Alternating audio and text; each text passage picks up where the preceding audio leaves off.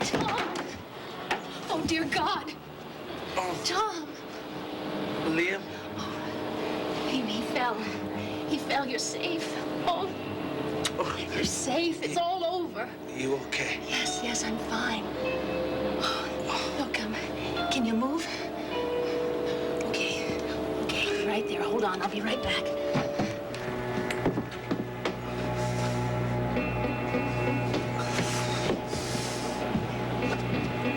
Up there.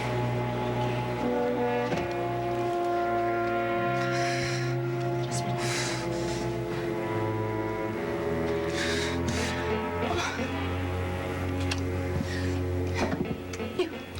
You were supposed to stay in the bedroom. Oh, I'm sorry. Oh, I nearly died when you came out. I think we both nearly died. Yes. How is it when you breathe? It hurts.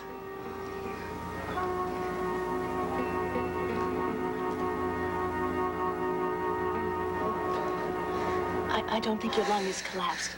But the bullet wound is a mess. God knows what you did to it. Look, I'm going to call the hospital and Bob Reed, okay? Faith, stay a minute.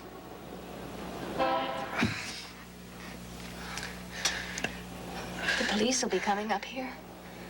Have you looked? In the alley? No.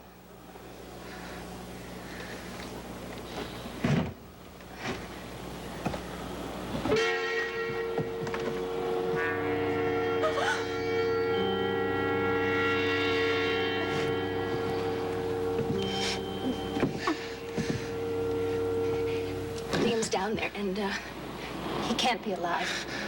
I didn't push him. He didn't get you. That's all I care about. He jumped and I moved and he was gone. Shh. You can tell me all about it at the hospital. I heard screaming. I know. That was me. He didn't. No, he didn't do anything. I didn't know who had fallen. I thought it was you. Hey, look, now you're gonna have to let me make those calls or else you'll be in real trouble again, okay? Okay. Okay, I'll be right back.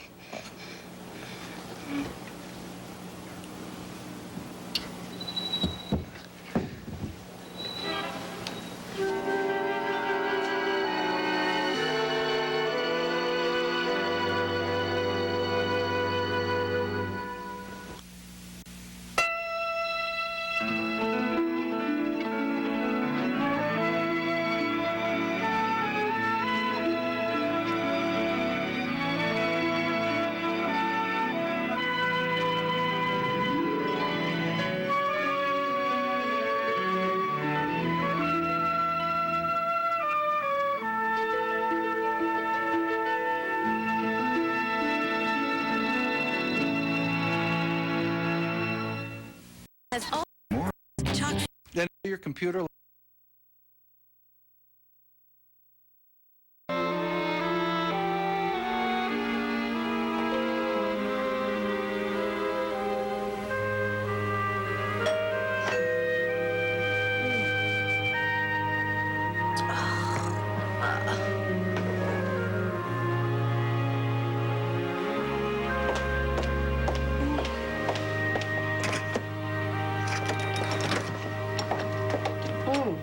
Hi. Were you asleep? No, I was reading. Come on in. Thank you. Did you, go to the wake? Yeah, I did. It was very sad. Yeah, Faith called me earlier. I can't believe that he's gone. I asked her if I could come, but she just didn't seem to want me there. She didn't stay very long herself. Oh, well, I told her to come over here, and when I heard the bell ring, I just thought it was her. Bucky's looking after her. He told my mom not to worry. As long as she isn't alone. So, what's new otherwise? Nothing. I'm okay. It's all right. I don't have any major announcements to make. Oh. Do I look that panicked? A little uneasy. Uh-huh. Well, look, come in and, do you want a brandy or maybe No. you want some coffee? No, thank you, Jill. Nothing. I appreciate it.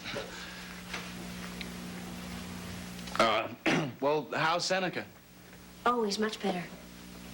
That operation, was like night and day for him. No more complications, no more pain. I mean, he still gets very, very weak, but Roger doesn't seem upset about it, so I'm not upset either.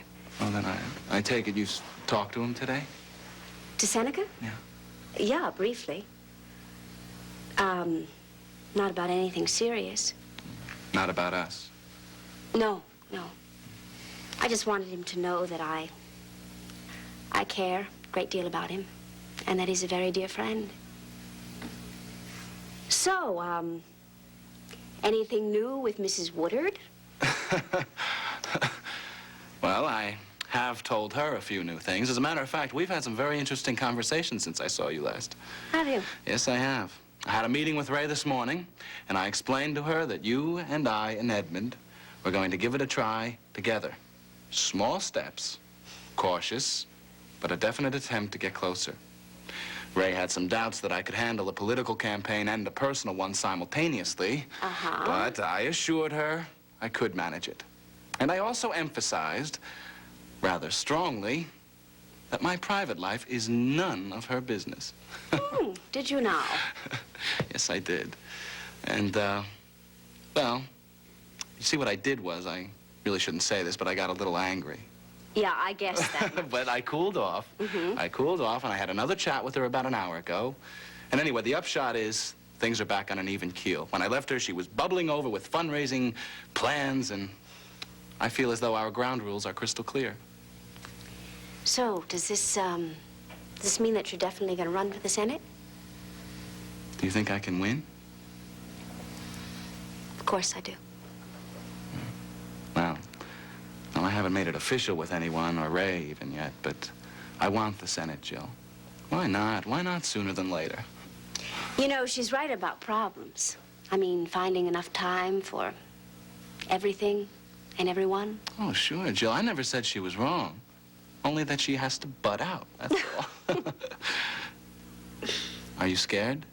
I'd be crazy if I wasn't scared. And you should be, too. I was. All last week. Oh, well, that's a real record for you.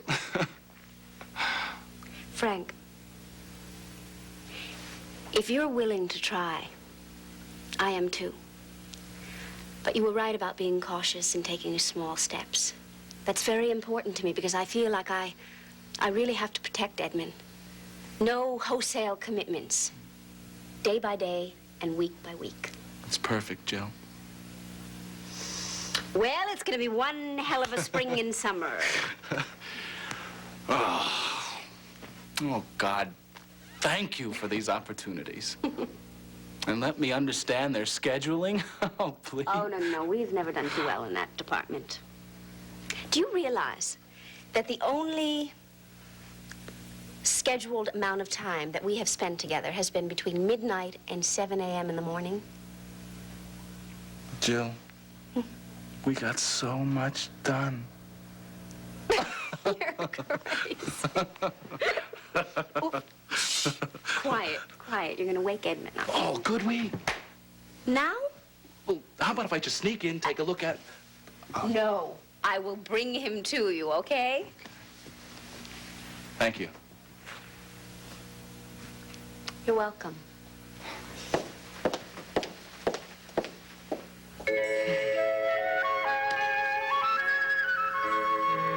I should get me one of these.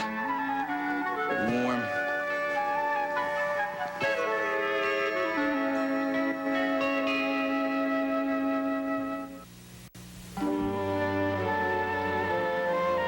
No, it was the right lung. We took care of it with a thorax kit, and then Dr. Coleridge here brilliantly went in, probed, and sutured up the wounds.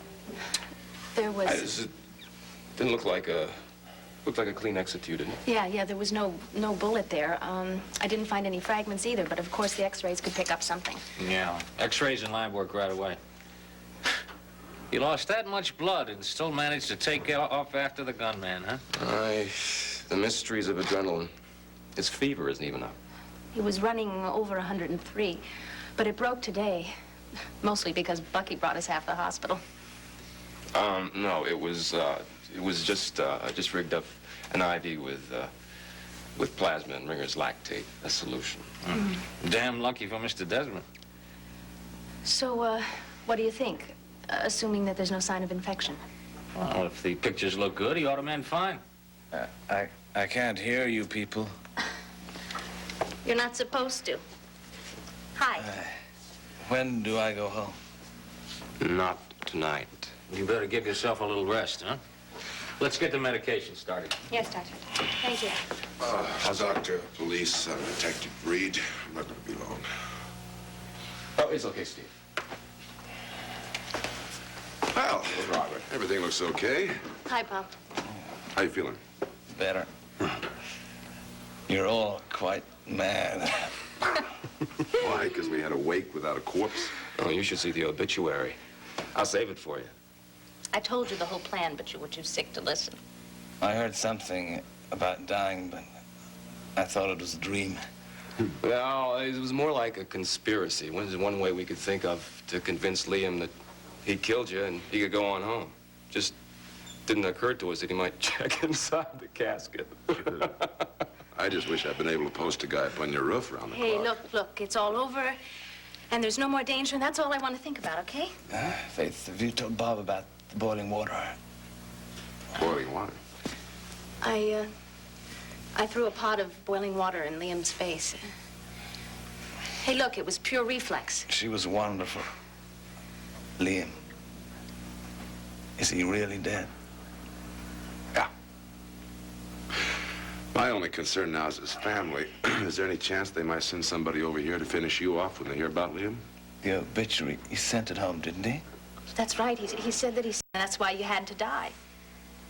Well, I think the best thing now is that everybody in Limerick considers Tom O'Brien dead. I'll check in and tell your family about the real thing, and you should go on just being Tom Desmond here in New York. I think he ought to get some sleep. No, I'm not in New York legally. I've got immigration problems. Oh. Well, first things first. Accident report, homicide report, Liam Donahue's family notified, his body shipped.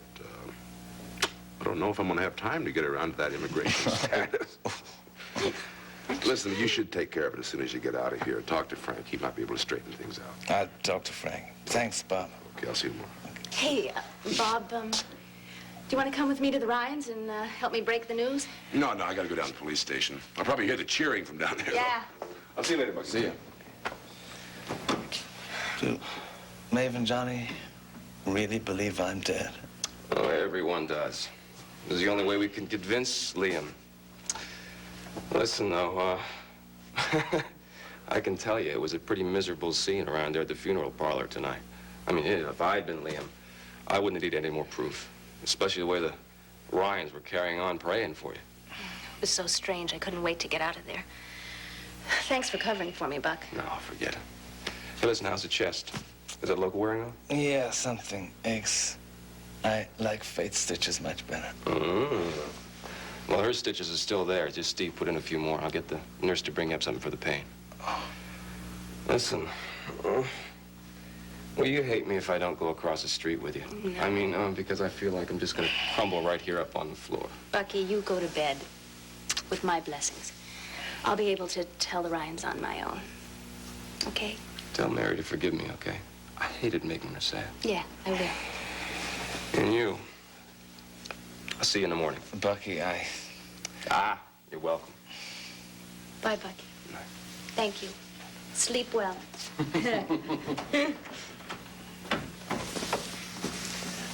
and you, What about me?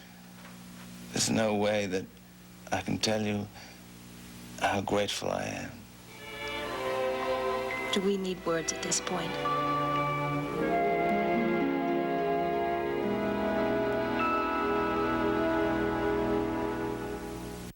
This week, I know it was you, Annie. You set up the entire kidnapping. The showdown you saw coming. I love you, Ryan. Please don't make me do this. And the one you didn't. Don't take another step. Watch All My Children weekdays on ABC and weeknights at 8 on SoapNet. Two women against the mob. Oh my God, my boy. Computer repairs. Reading about you. Here he is. Hello. I've been reading about you. It says here 52 weeks is a great age. Uh-huh. That book, it's got him pegged. Can I trade you? Oh, sure. Here. Okay, he's heavy, so... Okay. There you Pegged, go. huh?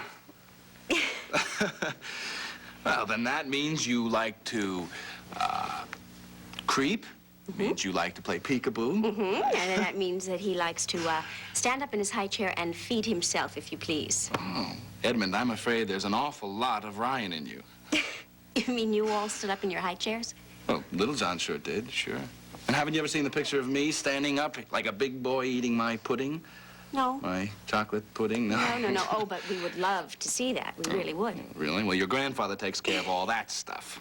I'll have him dig out a few prize shots for you. You know what I think we ought to look at, though? What? Some of Da's old pictures from when he was around this age. I could be mistaken, but I do see a resemblance.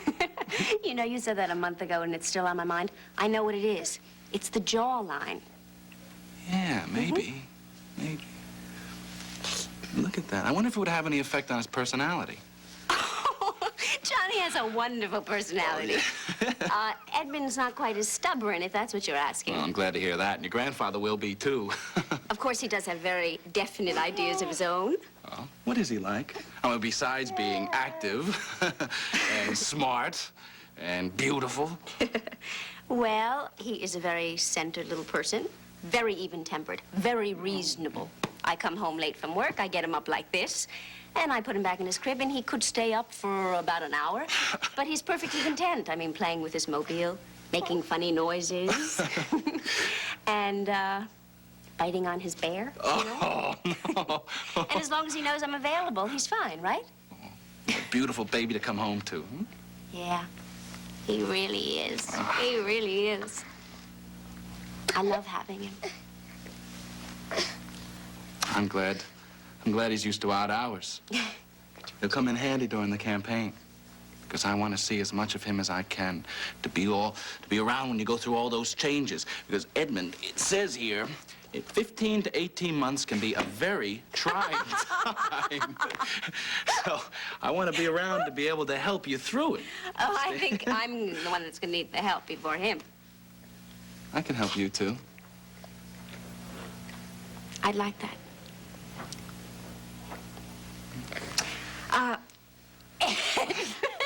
Come on, it's time for you to go to bed. Give your father a kiss. Go on. Mwah. Sleep tight. The three of us. Feels right, doesn't it, Joe?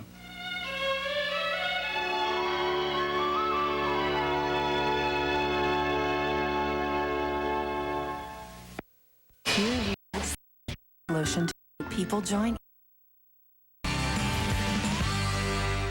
Now, that ought to take effect within a couple minutes. Is it for the pain or sleep? A little of both. Guarantees sweet dreaming. The call button is right here. It's attached to your pillow. And I'll be at the desk if you need anything. Thank you very much.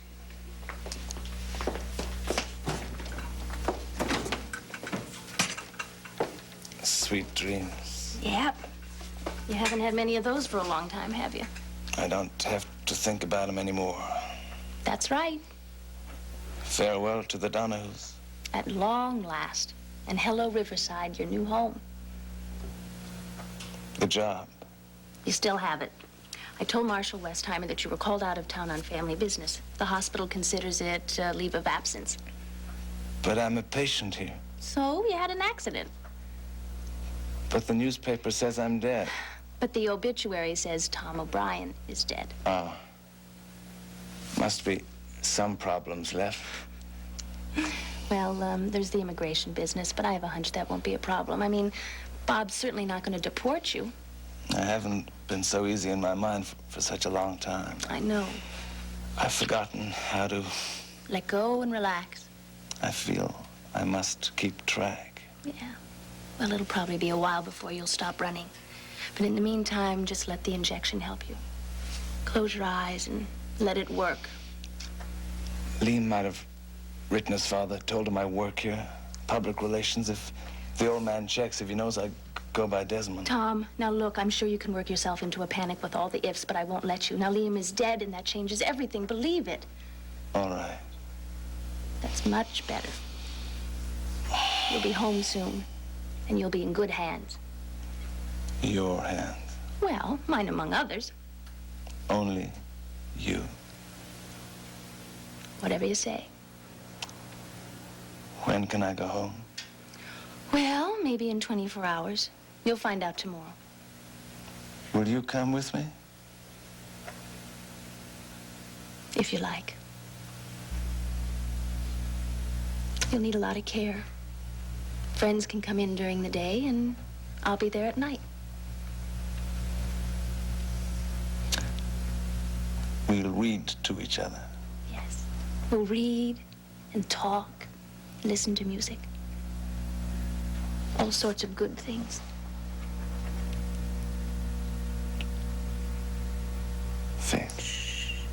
Sleep. No more worries. Sweet, sweet dream. Yep. I'll be at the riots.